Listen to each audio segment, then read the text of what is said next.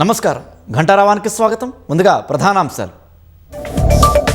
Fee reimbursement పై ప్రభుత్వంపై BJP మండిపాటు.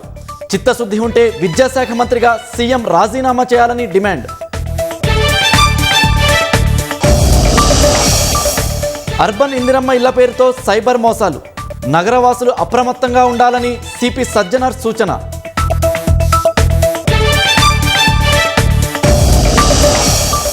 కేంద్ర హోంమంత్రి అమిత్ షాకు రాహుల్ గాంధీ లేఖ. ఢిల్లీలో విద్యార్థులపై దాడికి నైతిక బాధ్యత వహించాలని డిమాండ్.